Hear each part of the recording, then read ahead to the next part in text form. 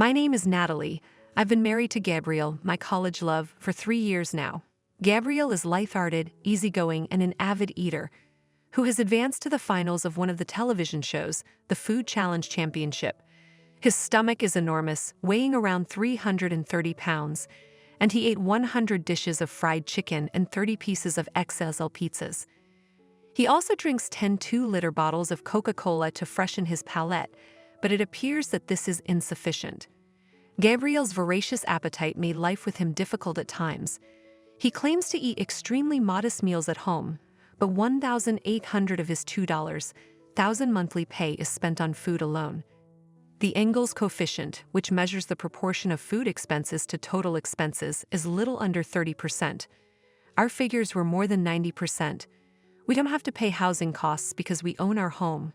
But we are falling behind on fixed expenses like utilities and phone bills, and we frequently had our electricity and water turned off because we couldn't pay them on time. Gabriel's family has provided financial assistance to help us make ends meet. Gabriel's family consists of simply him and his mother. Following our marriage, my mother-in-law, Nora, has been living alone in an apartment. She is also well known in the area for her large appetite. She seems to stay slender regardless of how much she eats, and Gabriel confesses that she eats a lot. She is obsessed with food and eats whatever that is put in front of her. She is literally a machine that just eats. Gabriel would giggle as he talked about her. Sometimes Nora would invite us to her flat. However, when it came to eating together or anything food-related, she began to bully me. "Welcome. Thank you for traveling all the way here. Please sit here." When Nora invited Gabriel and me into her home, she made us sit in seats. From where she stands, she smiles down at me, but her eyes are always frigid. It's as if she's attempting to harass and beat down the cruel lady who took away her kid, whom she had lovingly raised. "Oh, I apologize, Natalie. I went to get a cake for the two of you because you said you were both coming to see me, but the shop only had 20 pieces. 10 pieces were each placed on 2 large platters, one in front of Gabriel, the other in front of Nora. One single empty white plate sat in front of me. I believe there is something in the pantry by the storage, so eat anything you like." Nora says so, but the pantry beside the storage is a little far away from her home, and I have no idea which shelf to look at. I can only give her a phony smile and tell her it is needless. This happened every time we visited Nora. Nora presented all of the main items, including the BBQ meals and desserts, to Gabriel and her. But I was left with just one empty white plate. I don't mind if they do it with a side dish, but I'm tired of getting harassed like this all the time. "Hey Gabriel, I only have one plate and no food on it." I decided to ask Gabriel about it, but Gabriel didn't even look at me or appear to care. "This cake came from that cake shop over there, correct? It's really good." He munched on the cakes and commented, "Mom said they didn't sell it, so I guess it can't be helped, right?" Well, no. Every time I come here, all I do is get this white, empty plate. I had no choice but to shut up. "Mom, you definitely understand my taste buds. It's quite delicious. I married him because I liked his carefree attitude, but he has no regard for his own wife." I got increasingly angered by Gabriel's insensitivity, as he never questioned Nora about how she bullied me. One day we were invited to supper with Nora. "I've ordered pizza, so come eat it. We also have fried chicken, so let's throw a small party." Gabriel was overjoyed when Nora called for a feast party. I really enjoy pizza. How can something so junky taste so good? As I filled a container with the salad I had prepared as a side dish, I realized that I would probably end up eating only this salad. In comparison to Gabriel, who appears to be really joyful, I let out a massive sigh. When we arrived at Nora's house, she began her tradition of bullying me. It took 5 delivery persons to bring the 60 extra-large pizzas inside her home. An equal number of fried birds were also prepared. I wonder if this is sufficient. Nora inquires, "Yes, well, if we have about 20 more plates of hamburgers, that would be ideal." Gabriel requests an additional order. What an appetite. I was just too stunned. What kind of large eaters were they? I mumbled in my mind. "I'm sorry. I love my son so much that I want him to eat whatever he wants." Nora eventually came over and chatted to me after all of the food had arrived. "But the salad you brought can't be enough. Even the vegetables are insufficient, consisting simply of lettuce, cucumbers, and tomato. She started to bully me over my salad. Nora's sister and husband were supposed to pay me a visit later on. Their appetite is supposed to be ordinary, but Gabrielle is the one who says so you can probably predict how large their appetite was in comparison to other individuals. I had to arrange all of the pizzas neatly on the plates, serve the fried chickens on the plates, and serve additional side dishes on top. While I was making all of the preparations Nora required me to do, Gabrielle and Nora were simply watching TV and laughing hysterically. When everything was ready, I invited them over. Whoa! Pizza! Fried chicken! What a fantastic feast we will have! Gabrielle was tapping his flabby stomach and performing a small dance. My mother-in-law on the other side of the table was asking, "What's with all this food being served like this? You haven't learned our family's customary method of presenting food yet, huh?" She appeared outraged. I remained silent, not comprehending what was going on.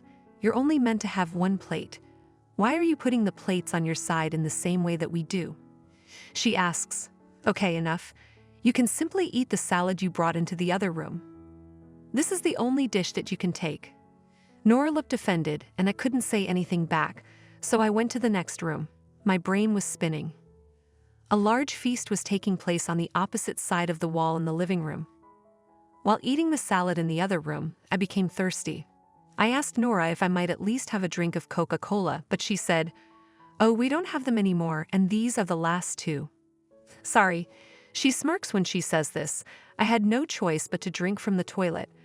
I look into the rear of the kitchen and notice an unopened carton of milk sitting next to the fridge. They have milk. I grabbed it up and asked Nora if I might drink it. And she responds, "Oh, this milk is for the stray cats, I apologize." After saying this, she returned to the family feast. She made me undertake all of the feast's preparations before chastising me for my bad manners. She has enough milk to feed stray animals, but she doesn't have anything to give her son's wife. I've got enough of this. Now it's time for me to demonstrate my abilities. Adrenaline and wrath flooded my body. Gabrielle and I got the opportunity to return to Nora's house one day while I was waiting for the proper moment to contact her. As usual, I was being tormented while there was no food on my plate. "Grandma," I overheard a young voice. Lucy, my niece, was at the front door when I heard her voice. "Oh, honey, what's wrong now?" She was standing in the doorway, possibly on her way home from kindergarten. "I forgot to bring back the cactus drawing I created with you yesterday." I looked into the living room and noticed 2 sheets of paper with drawings on the table in front of the television. "I'm sorry I couldn't remind you of it." Nora suddenly altered her nasty grin toward me and smiled affectionately across at Lucy. Then Lucy rushed into the living room. Then she walked straight to the cactus and grabbed a little one. It must have been a valuable treasure to her. And Nora saw it as confirmation of her granddaughter's hard work. "Because you like this one, Grandma, I'll leave it here. And I will bring this one, okay?" Lucy picked it up, brought it home, and looked at us. Oh, Auntie and Uncle. She understood we were there. Stella was just cute. At that point, I had a brilliant idea. "Hey, Stella, are you hungry?" Stella turned to me and said, "Yes, I am hungry." She said this while holding her stomach and smiling widely. "She's incredibly cute. I see. How about we play a game to see who can eat the most? If you win, I will get you the toy you've always wanted." "Really? Okay, I will play." "Oh, I see all of my favorite meals on the table. I could devour them all." Lucy's stomach growled loudly as she saw the pizza, fried chicken, and enormous hamburgers in front of Gabrielle. "Oh, they are mine. Lucy, I will offer you some food here, so come on over." I guess Gabrielle and Nora were so selfish that they didn't even want to give their own grandchild, a niece, all they had accumulated. They wore serious expressions on their faces and went out of their way to end the game. But Lucy says it innocently, "I prefer fried chicken and pizzas. All right, let's get ready to go." I stole Gabrielle's pizza, and Lucy ate the fried chicken and burgers from Nora's plate with her mouth full. "Hey, stop it." Gabrielle, my fried chicken, attempted to take the fried food from me and began sticking his hand in my mouth. But Lucy says this, "Don't interfere with the game," and slapped Gabrielle's hand hard. Gabrielle was stunned by the shock of being slapped by Lucy, while Nora looked on in disbelief at what was happening in front of her eyes. 10 minutes later, all of the remaining food on the table had vanished, and Lucy was smothering herself with the cake as a dessert. My pizza, my fried chicken, where did the burgers go? Gabriel is startled at the empty dishes on the table. Well, it's in my and Lucy's stomachs. It's your fault for not eating it sooner, right? You cannot just stand there. If you believe I'll be quiet forever, you're both mistaken. Oh, that's correct. I prepared something for you. Gabriel's eyes brightened, and his stomach rumbled as if he thought I had prepared him food, but he had misread very badly. I removed a document from my bag. Let's get divorced, huh? I brought out the divorce papers that I'd been keeping with me since that day. Nora and Gabriel both looked astonished when I abruptly requested a divorce. Please divorce me, and I began to let out all of my old tensions and emotions at once. Your mother has often bullied me, and you have never protected me. I'm sick and weary of you eating my portion of the meal. You constantly empty the fridge, making it impossible for me to conduct our usual shopping. You have no idea that with your very low pay, you have been draining my precious funds because you don't even have enough money to eat. And then Nora says this. Am I bullying you? I beg your pardon. Isn't it reasonable to desire your own adored son to consume a complete dinner of all the tasty foods? If you put up with your empty white plate, my son will be pleased and you, as his wife, should be happy as well. She argued back with such gibberish that my mind shattered. You have got to be kidding me. My happiness does not depend on that. Nora and Gabriel both gasped in surprise at my startling outburst. No matter how badly I was mistreated as a wife, I had to put up with it for a long period.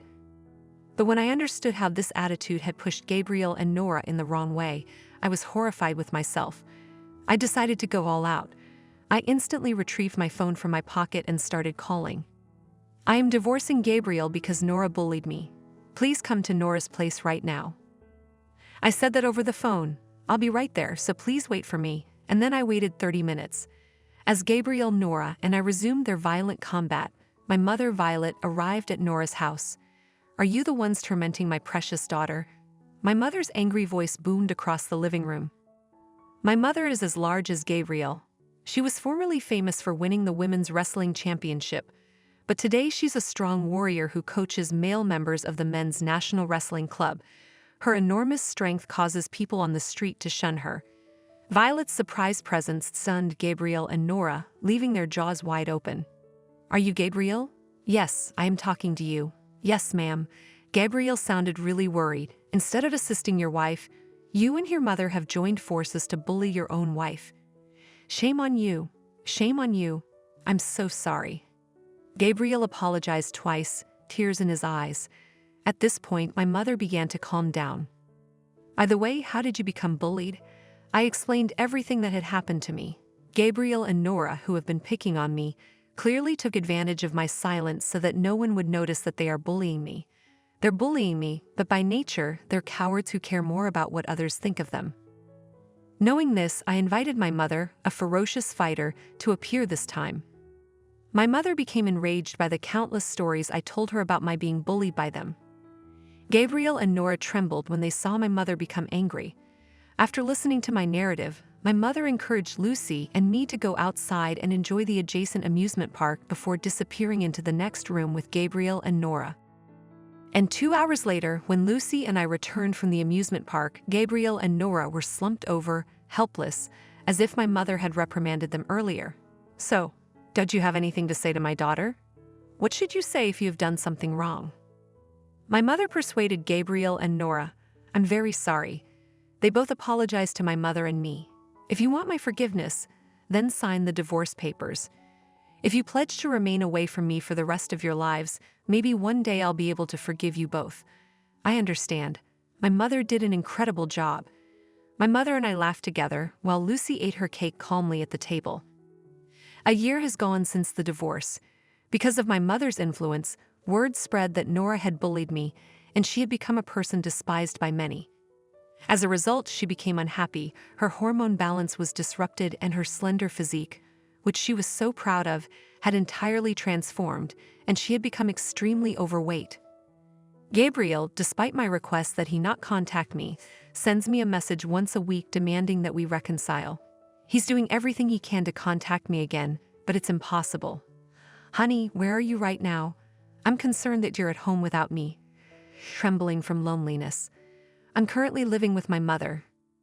Without you, the house means nothing to me. My mother no longer cooks my favorite fried chicken. I'd like to eat your cooking again. I want to start afresh with you. Please give me a chance. I'll never take away your food again. I won't complain about you to my mother again. I will do everything you say. Please come back. What a horror. Reading those messages made me feel ill and nauseated. Please do not ever contact me again. That would be my ultimate satisfaction. I replied with that message, forwarded all of Gabriel's texts to my mother, and dumped my phone into the water. I'm sure Gabriel will get reprimanded by my mother every time he texts me from now on. In addition, I am an avid eater myself. I discreetly competed in a women's food challenge competition, ate 20 portions of fried chicken, and advanced to the semifinals. I didn't tell Gabriel or Nora about this. On the day I competed with Lucy, there were roughly 10 portions of fried chicken, burgers, and pizzas left on the table, which I consumed in 10 minutes. Lucy also consumed approximately 5 servings, indicating that she would be a large eater in the future. Following that occurrence, I threw away all of the white plates that reminded me of those traumatic times. When I feel like it, I make approximately 12 plates of fried chicken, pizza, and burgers and enjoy eating them all with my mother. Jealousy over food is a real thing. Every time my mother and I remember Gabriel and Nora apologizing on their knees, we both giggle.